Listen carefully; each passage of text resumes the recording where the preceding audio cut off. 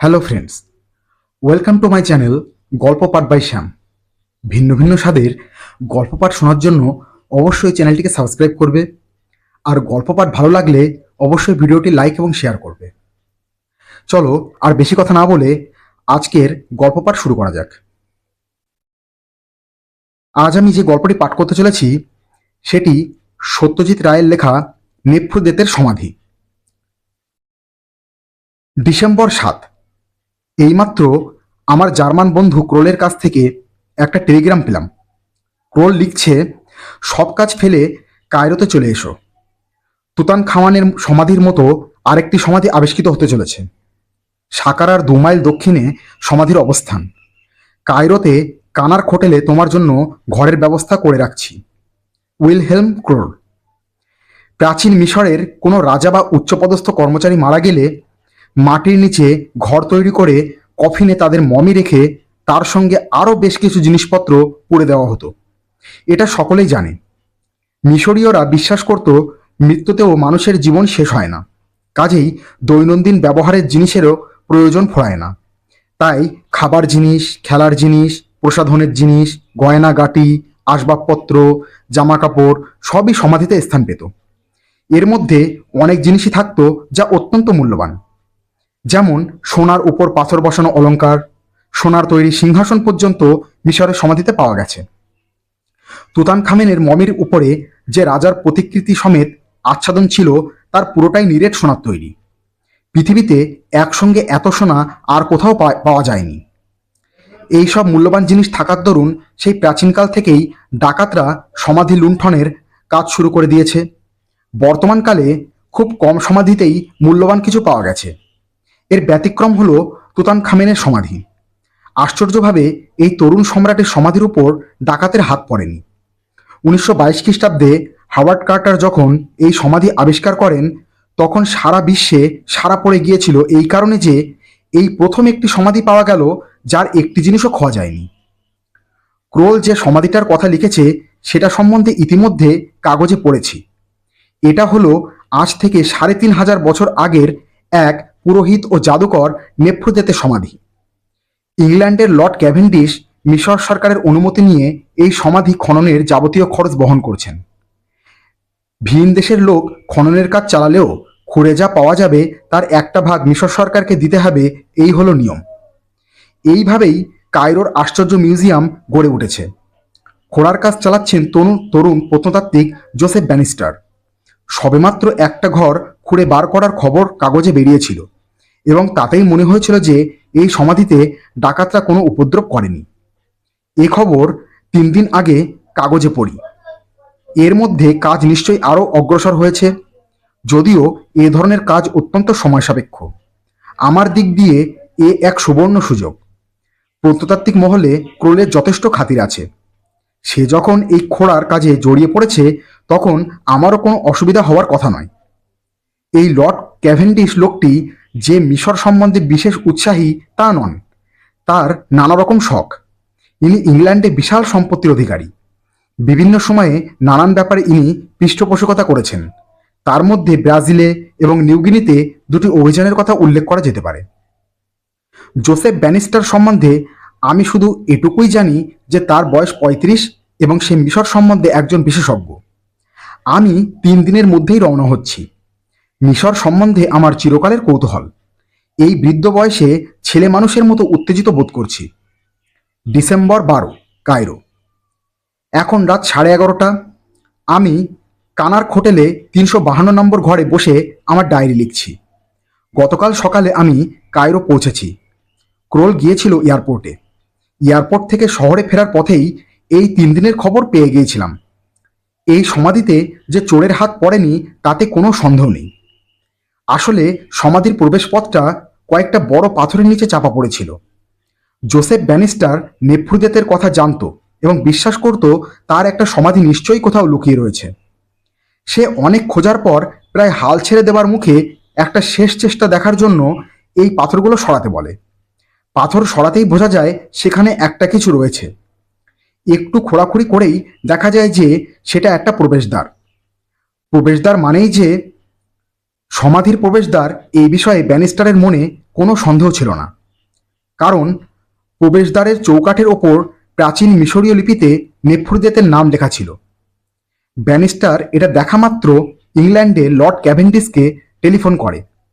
Cavendish তাকে খননের কাজ চালিয়ে যেতে বলেন এবং আশ্বাস দেন যে টাকার কোনো অভাব হবে না।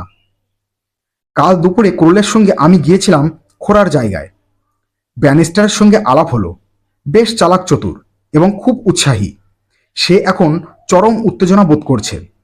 তার বিশ্বাস সে তুতানখামেনের মতোই এক সমাধি আবিষ্কার করতে চলেছে, যদিও তুতানখামেনের ছিল সম্রাট আর নেফ্রুদেত পুরোহিত জাদুকর।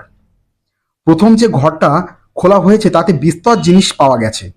তার মধ্যে আসবাব আর দেবদেবীর মূর্তিই বেশি। কারুকার্য অতি উঁচু দরের। এর মধ্যেই নানান দেশ থেকে সাংবাদিকরা আসতে শুরু করে দিয়েছে। তাদের অবশ্য সমাধিকক্ষের ভেতর ঢুকতে দেওয়া হচ্ছে না এবং হবেও না। তারা যা খবর নেবার বাইরে থেকেই নিচ্ছে। ক্রোল একটা কাজের কাজ করেছে। তার সঙ্গে ব্যানিস্টারের পরিচয় বেশ কিছুদিন থেকেই। সে ব্যানিস্টারকে বলে অনুমতি জোগাড় করে নিয়েছে যাতে খোঁড়ার সময় আমি আর ক্রোল দুজনেই কক্ষের মধ্যে থাকতে পারি। প্রথম কক্ষের জিনিসপত্রে নম্বর লাগিয়ে তাদের ছবি তুলে অতি সন্তর্পণে তাদের পাঠানো হচ্ছে ল্যাবরেটরিতে পরিষ্কার করার জন্য। প্রথম কক্ষের পেছন দিকে একটা শিলমোহর দিয়ে বন্ধ করা দরজা রয়েছে। সেটা যে আর একটা ঘর তাতে সন্দেহ নেই। তাতে আবার কি আশ্চর্য সম্ভার লুকিয়ে আছে কে জানে। ডিসেম্বর 15। আজ দ্বিতীয় ঘরটা খোলা হলো। ব্যানিস্টার প্রথমে একা কিছুক্ষণ টর্চ নিয়ে ঘরটা দেখল। আমরা দুজন বাইরে অপেক্ষা করলাম। কদিনের মধ্যেই এইসব ঘরে ইলেকট্রিক কানেকশন বসে যাবে, তখন আর সবসময় টর্চের দরকার হবে না। একটু পরেই আমাদের ডাক পড়ল। ব্যানিস্টার উত্তেজিত স্বরে বলল, এ ঘরেও প্রচুর জিনিস। কাস্কেটের সংখ্যাই 11টা। তার মধ্যে ছোট বড় সব রকমই আছে। আর কাস্কেট মানেই সেগুলো জিনিসে ভরা।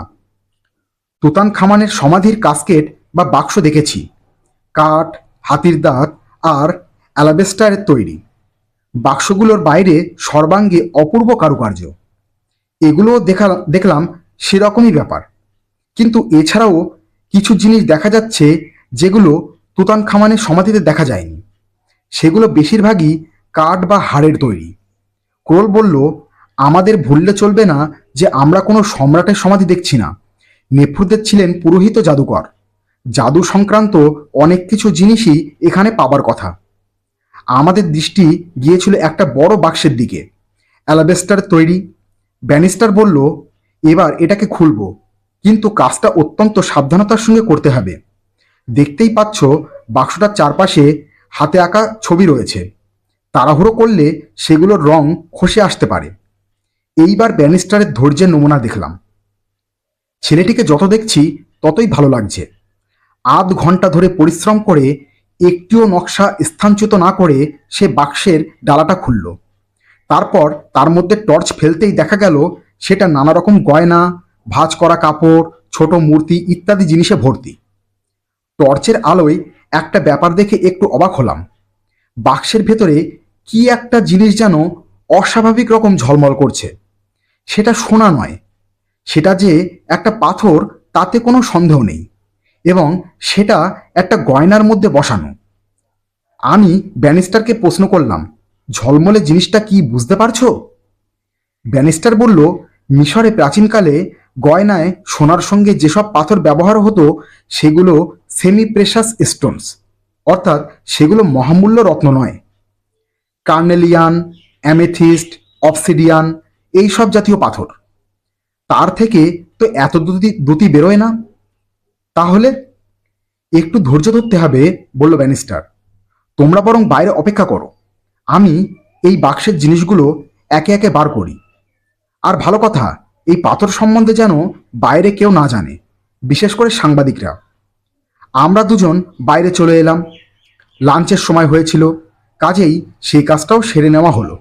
সাংবাদিকরা আমাদের কাছ থেকে খবর বার করবার বহু চেষ্টা করেছিল।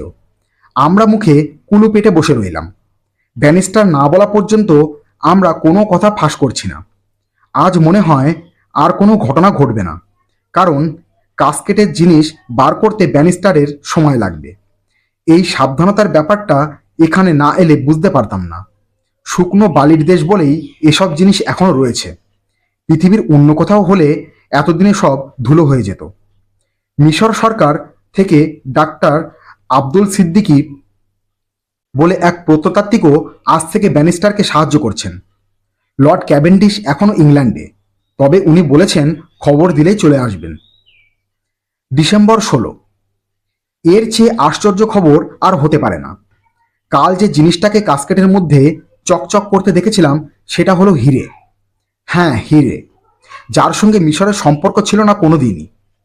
ইজিপ্টে হিরে পাওয়া আর আফ্রিকার জঙ্গলে রয়্যাল বেঙ্গল টাইগার পাওয়া একই জিনিস।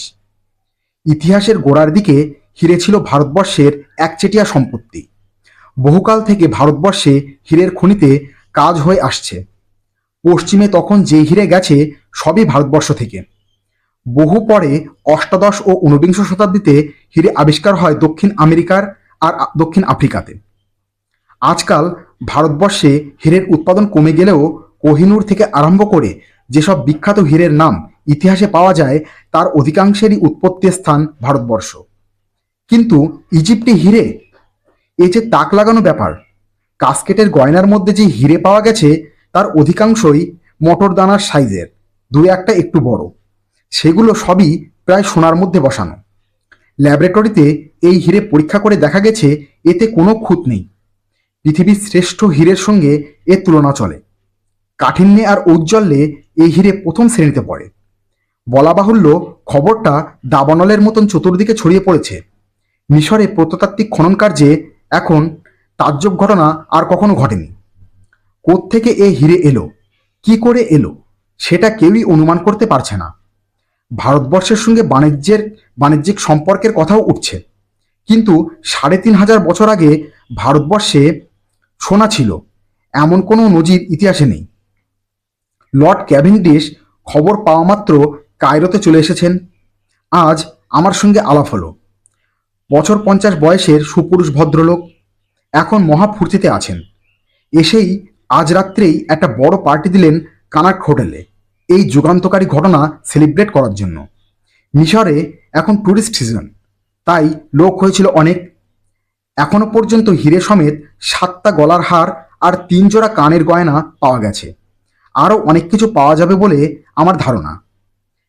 এখনও আসল সমাধিকক্ষ, যাতে নেফুরদেতের মমি থাকার কথা, সেটাই খোলা হয়নি। আমি পার্টিতে ব্যানিস্টারের সঙ্গে এই ঘটনা নিয়ে কথা বললাম। সে একেবারে হতভম্ব। এই হিরে আবিষ্কারের ফলে মিশর সম্পর্কে এমন একটা নতুন দিক খুলে গেছে যেটা সম্পর্কে আগে কেউ ভাবতেও পারেনি, অথচ ব্যাপারটা রহস্যময়। ব্যানিস্টার বলল, ইজিপ্টের সঙ্গে কার্বনের কোনো সম্পর্ক ইতিহাসে পাওয়া যায়নি। কয়লা এদেশে কোনোদিনই ছিল না, অথচ হীরের মূলে হলো কার্বন। আমি এর কোনো কুল কিনারা খুঁজে পাচ্ছি না। আগামীকাল একটা নতুন ঘর খোলা হবে। আশা করছি এটাই হবে প্রধান সমাধিকক্ষ, এবং নেফুরদেতের কফিনও এখানেই পাওয়া যাবে। ইতিমধ্যে হীরের খবরটা অবশ্যই পৃথিবীর সব কাগজেই প্রথম পাতায় বেরিয়ে গেছে। খোঁড়ার জায়গায় ভিজিটরের সংখ্যাও ভয়াবহ রকম বেড়ে গেছে। তবে হিরে পাওয়ার পর থেকেই মিশর সরকার খোঁড়ার জায়গায় পুলিশের সংখ্যা অনেক বাড়িয়ে দিয়েছেন। এখন কেবল লর্ড ক্যাভেন্ডিশ, তার কয়েকজন অন্তরঙ্গ বন্ধু আর আমরা দুজনকে ছাড়া বাইরের লোক আর কাউকে ঢুকতে দেওয়া হচ্ছে না। ডিসেম্বর 17। আজ সকালে একটা ঘটনার কথা শুনলাম, যার সঙ্গে এই প্রত্নতাত্ত্বিক খননের কোনো সম্পর্ক না থাকলেও এটাও হিরে সংক্রান্ত। ৩ মাস আগে হোটেল কানারকে লর্ড ও লেডি এইন্সওয়ার্থ নামে ইংল্যান্ডের বিশেষ সম্ভ্রান্ত পরিবারের এক দম্পতি এসেছিলেন কিছুদিনের জন্য। লেডি এইন্সওয়ার্থের একটি বহুমূল্য হীরের হার ছিল, যার প্রধান হীরেটি একটি আঙুরের মতো বড়। এই হোটেল থেকেই সেই হারটি চুরি যায়, এবং সেই সঙ্গে লর্ড এইন্সওয়ার্থের ভৃত্য ফ্রান্সিসকেও আর পাওয়া যায় না। পুলিশ অনুমান করে এটা বিখ্যাত গ্রিক হিরে চোর ডিমিট্রি ম্যাক্রোপুলসের কীর্তি। তাকে নাকি এই ঘটনার ৩ দিন আগে কায়রোতে দেখা গিয়েছিল। ম্যাক্রোপুলস 2বার জেল খেটেছে, কিন্তু তাতেও তার সংস্কার হয়নি। ম্যাক্রোপুলস এইন্সওয়ার্থের চাকর ফ্রান্সিসকে মোটা ঘুষ দিয়ে হীরের হারটি আদায় করে। তার ফলে ফ্রান্সিসকেও পালাতে হয়। এখন হিরেই হচ্ছে একমাত্র আলোচ্য বস্তু। তাই আমাদের হোটেলে এক ফরাসি ভদ্রলোক আমাদের এই কাহিনীটা শোনালেন। মনে মনে ভাবলাম, ভাগ্যিস নেফুরদেতের সমাধিতে ডাকাত পড়েনি, তাহলে তারা দাও মারতো ভালোই। আজ দুপুরে 2টোর সময় তৃতীয় ঘরের দরজার সিল ভাঙা হলো। যা অনুমান করা হয়েছিল তাই, এটাই হলো প্রধান কক্ষ, আর এখানে রয়েছে নেফুরদেতের শবাধার। শবাধারটি বিশাল, তার চারপাশে নানা রকম ছোটোখাটো কাঠের আসবাব ইত্যাদি জমেছিল। প্রথমে সেগুলোকে ঘর থেকে বার করা হলো, এতে উল্লেখযোগ্য তেমন কিছুই নেই। স্থির হলো কাল সকালে নেফুরদেতের শবাধার খোলা হবে। সচরাচর এই কফিনগুলোতে প্রথমে থাকে একটা বাইরের কাঠের আবরণ, সেটাকে খুললে পরে বেরোয় কারুকার্য করা মমির আবরণ, যেটার উপরের দিকে থাকে মৃত ব্যক্তির প্রতিকৃতি। তার নিচে থাকে বুকের উপর জড়ো করা হাত, আর তার নিচে শরীরের নিচের অংশ আর পা। এই মূর্তির সর্বাঙ্গে থাকে কারুকার্য, এবং এতে সোনার অংশ থাকার সম্ভাবনাও বেশি। কাল দুপুরের মধ্যে নেফুরদেতের কফিন খোলা হয়ে যাবে বলে আমার ধারণা। ডিসেম্বর 18। আজ আরেক চমক। নেফুরদেতের মমির আবরণে তার প্রতিকৃতির গলায় একটি হার পাওয়া গেছে, যাতে একটি অসামান্য দ্যুতিসম্পন্ন হিরে রয়েছে। ব্যানিস্টার আমাদের প্রায় ঘণ্টাখানেক আগেই ঢুকেছিল এই কক্ষে। তারপর সে ডাকায় প্রথম গেলেন লর্ড ক্যাভেন্ডিশ ও তার 2 বন্ধু, তারপর আমরা দুজন। ক্যাভেন্ডিশ একটি মন্তব্য করলেন যেটা আমার মোটেই ভালো লাগলো না। তিনি কিছুক্ষণ কফিনের গলার হিরেটার দিকে চেয়ে বললেন, I must say it looks exactly like lady Ellsworth diamond. এটা বলার অবশ্যই একটা কারণ আছে। মিশরীয়রা সেই যুগেই হিরেতে পল কাটতে শিখেছিল, যেটা ভারতবর্ষ কোনোদিনই রপ্ত করতে পারেনি। এই হিরেটাও তাই দেখে আজকালকার হিরে বলেই মনে হয়। ক্রোল আমার কানের কাছে মুখ এনে বলল, ম্যাজিক ম্যাজিক, এ সবই ম্যাজিক। ম্যাজিক, ভোজবাজি ইত্যাদিতে বিশ্বাসী ক্রোলের মতো ইউরোপে আর দ্বিতীয় কেউ আছে বলে আমার মনে হয় না। এই হিরে তৈরির ব্যাপারে জাদুর যে একটা ভূমিকা আছে সে বিষয়ে ক্রোল নিঃসন্দেহ। শুধু রাসায়নিক ব্যাপারে এটা সম্ভব হয়েছে সেটা ক্রোল মানতে চায় না। মোট কথা, এই 3500 বছর আগের হিরে আমাকে যে চমক দিয়েছে তেমন আর কিছুতে দিয়েছে বলে মনে পড়ে না। ডিসেম্বর 19। আজ তুমুল কাণ্ড। এরকম যে হবে তা ভাবতে পারিনি। নেফুরদেতের কণ্ঠহারের হিরে দেখে কায়রো পুলিশ বলছে সেটা নাকি লেডি এইন্সওয়ার্থের নেকলেসের হিরে। এই হীরের একটা ছবি তুলে তৎক্ষণাৎ নাকি লেডি এইন্সওয়ার্থের কাছে পাঠানো হয়েছিল, এবং তিনিও সেটাকে তার নিজের হিরে বলে চিনতে পেরেছেন। 3500 বছর আগে মিশরের হিরে তৈরির ব্যাপারটা নাকি সম্পূর্ণ ধাপ্পা। সমস্ত ব্যাপারটা কি করে সম্ভব হয় সেটারও একটা বিবৃতি পুলিশ দিয়েছে। যেদিন লেডি এইন্সওয়ার্থের গলার হার চুরি হয় সেদিন নাকি ম্যাক্রোপুলস কায়রোতে ছিলই না, সে ছিল এথেন্সে। এ ব্যাপারে তার অকাট্য অ্যালিবাই রয়েছে, অর্থাৎ এ বিশেষ হিরে চুরির সঙ্গে তার কোনো সম্পর্কই নেই। পুলিশ তাই একটা নতুন সিদ্ধান্তে পৌঁছেছে। চুরির সময় ব্যানিস্টার কায়রোতে ছিল আর কানার হোটেলেই ছিল। সেই এইন্সওয়ার্থের চাকরকে ঘুষ দিয়ে নেকলেসটা চুরি করে তাই দিয়ে ইজিপশিয়ান ধাঁচের গয়না বানিয়ে নেফুরদেতের সমাধিতে পড়েছে। উদ্দেশ্য হলো একটা বিশ্বব্যাপী আলোড়ন সৃষ্টি করা। হার্ডওয়ার্ড কার্টার খ্যাতি অর্জন করেছিলেন তুতানখামানের সমাধি খুঁড়ে বার করে। ব্যানিস্টার চেয়েছিলেন কার্টারকেও টেক্কা দিতে। এদিকে আরেকটা ব্যাপার হয়েছে। আমেরিকার ডি বিয়ার্স কোম্পানি সারা বিশ্বের হিরে কেনা কাটা কন্ট্রোল করে। সেই কোম্পানি থেকে লোক এসেছে ব্যাপারটা সম্বন্ধে অনুসন্ধান করবার জন্য। কৃত্রিম উপায়ে সহজে হিরে তৈরি করতে পারলে হীরের ব্যবসা লাটে উঠত। অবশ্যই তারা যখন শুনল নেফুরদেতের হিরে আসলে লেডি এইন্সওয়ার্থের হিরে, তখন তারা আশ্বস্ত হলো। ব্যানিস্টারকে পুলিশ প্রচণ্ডভাবে জেরা করছে। কায়রো পুলিশ নাকি এ ব্যাপারে একেবারে নির্মম। লর্ড ক্যাভেন্ডিশ একদম ভেঙে পড়েছেন। তার মন বিশ্বাস অবিশ্বাসের মধ্যে দোলায়িত হচ্ছে। তিনি আমাকে বললেন যে ব্যানিস্টার নাকি ভীষণ উচ্চাভিলাষী ছিল, যদিও কাজের দিক দিয়ে তার উপর কোনো সন্দেহ করা চলতে পারে না। আমি আর ক্রোল দুজনেই বিশ্বাস করি যে ব্যানিস্টার নির্দোষ, কিন্তু সেটা আমরা প্রমাণ করছি কি করে? সে যদি সত্যিই লেডি এইন্সওয়ার্থের হিরে চুরি করে থাকে এবং তাই দিয়ে ইজিপশিয়ান ধাঁচের গয়না তৈরি করে থাকে, তাহলে সেগুলো কাস্কেট ইত্যাদির মধ্যে রাখবার সুযোগ তার ছিল। কারণ রোজই সে প্রথমে একাই সমাধিকক্ষে প্রবেশ করেছে, তারপর আমরা দুজন গেছি। পরিস্থিতি খুব অস্বস্তিকর। এ অবস্থায় কি করা উচিত তা ভেবে স্থির করা খুব মুশকিল। এদিকে খোঁড়ার কাজ তো বন্ধ রাখা যায় না, তাই সেই কাজটা এখন চলছে ডাক্তার সিদ্দিকির তত্ত্বাবধানে। লর্ড ক্যাভেন্ডিশও এ ব্যাপারে রাজি হয়ে গেছেন। সিদ্দিকির সঙ্গে আমাদের যথেষ্ট পরিচয় হয়ে গিয়েছিল, কাজেই আমাদের পথ খোলাই আছে। এখন কথা হচ্ছে, আরও হিরে যদি বেরোয় তাহলে সেটা কার বলে প্রতিপন্ন হবে? তখন কি ব্যানিস্টারকে একটি পাকা হিরেচোর হিসাবে দাঁড় করানো হবে? কিন্তু আমার মন বলছে আর হিরে বেরোবে না। সেখানেই মুশকিল। এ কদিনে গয়না যা বেরিয়েছে তার পরিমাণ কিছু কম নয়। এদিকে আর হিরে না বেরোলে ব্যানিস্টারকে বাঁচানো আমার পক্ষে সত্যিই মুশকিল হবে। ডিসেম্বর 20। আজ আর ডায়েরি লিখতে মন চাইছে না। পুলিশের নির্মম জেরায় ব্যানিস্টার তার অপরাধ মেনে নিয়েছে। এবারে তার যা শাস্তি হবার তা হবে। আমার আর এখানে একদিনও থাকতে ইচ্ছা করছে না। কোরলেরও প্রায় একই অবস্থা। তবে আজ একটা চতুর্থ ঘর, এটা ছোট, খোলা হয়েছে। তাতে ম্যাজিক সংক্রান্ত অনেক রকম জিনিস রয়েছে। ক্রোল বলছে সে ঘরটা একবার দেখেই চলে যাবে। আমিও তার প্রস্তাবে রাজি হয়েছি। ডিসেম্বর 22। আমাদের এই ঘটনার পরিসমাপ্তি যে এইভাবে হবে তা স্বপ্নেও ভাবিনি। আগেই বলেছি যে চতুর্থ ঘরে ম্যাজিক সংক্রান্ত জিনিসই ছিল বেশি। তার মধ্যে প্রধান হলো মরার মাথার খুলি আর জন্তু জানোয়ারের হাড়। সে সমস্ত বাইরে পাঠিয়ে দেবার পর ঘর যখন অপেক্ষাকৃত খালি হয়ে এলো, তখন আমাদের তিনজনেরই চোখে পড়ল একটা মাঝারি সাইজের অ্যালবেস্টারের কাস্কেট। যথারীতি সন্তর্পণে কাস্কেটটা খুলে সিদ্দিকি বললেন, এতে একটা প্যাপেরাইসের স্ক্রল দেখছি। প্যাপেরাইস গাছের পাতা শুকিয়ে প্রাচীন মিশরীয়রা সেটাকে কাগজের মতন করে ব্যবহার করত।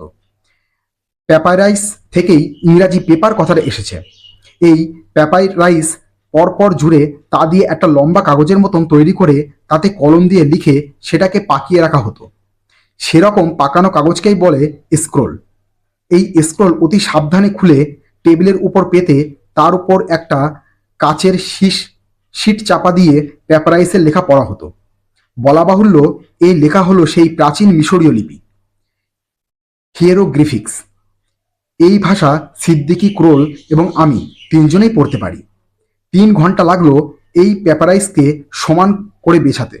তারপর তিনজনে মিলে ধীরে ধীরে তার লেখা পড়লাম। পড়তে পড়তে উত্তেজনায় আমাদের দম বন্ধ হয়ে আসছিল। শেষ যখন হলো তখন আমাদের সকলেরই কপালে বিন্দু বিন্দু ঘাম, আর হৃদস্পন্দন বেড়ে হয়েছে দ্বিগুণ। প্যাপারাইসের নিচে নাম রয়েছে নেফ্রুদেতের, অর্থাৎ তিনিই এটার লেখক। লেখার বিষয় হলো হিরে প্রস্তুত করার উপায়। 36 রকম উপাদান লাগে হিরে তৈরি করতে, এবং তার সবকটি এই আধুনিক কায়রো শহরেই পাওয়া যায়। আমরা তিনজনে পরস্পরের মুখ চাওয়াচাই করলাম। সিদ্দিকে বললেন, তার মানে ব্যানিস্টার নির্দোষ। আমি বললাম, সে কথা এখনো বলা চলে না, কারণ এটাও তো জাল হতে পারে। তাহলে তাহলে একটাই রাস্তা আছে। কি? এইসব উপাদান সংগ্রহ করে নির্দেশ অনুযায়ী আপনাদের গবেষণাগারে হিরে তৈরি করা। আপনি ঠিক বলেছেন। গবেষণাগারে 19 ঘন্টা কাজ করে যে হিরেটি তৈরি হলো তার আয়তন প্রথম অবস্থায় কোহিনূরের সমান। পল কাটার সময় হলো না যদিও, কিন্তু সব রকম পরীক্ষাতেই এই হিরে সসম্মানে উত্তীর্ণ হলো।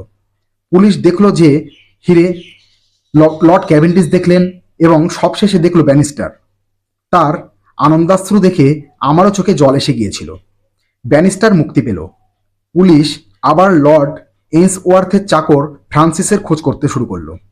এইসবের পর আমি আনুষ্ঠানিকভাবে নেফ্রুদেতের প্যাপারাইসটা নিয়ে সেটাকে টুকরো টুকরো করে ছিঁড়ে নীল নদের জলে ফেলে দিলাম। এই ফর্মুলা আর কেউ ব্যবহার করতে পারবে না, কারণ এটা জানি শুধু আমরা তিনজন, এবং আমরা তিনজনেই জানি যে হীরের দুষ্প্রাপ্যতাই তার মূল্যের ও তার অসামান্য কদরের কারণ। কোনো কোনো ব্যাপারে এই দুষ্প্রাপ্যতা বজায় রাখা ভালো এবং দরকার। হীরে যে তার মধ্যে একটি, তাতে কোনো সন্দেহ নেই। নমস্কার, শেষ হলো আজকের গল্প পাঠ। যদি ভালো লাগে অবশ্যই লাইক এবং শেয়ার করবে। ধন্যবাদ।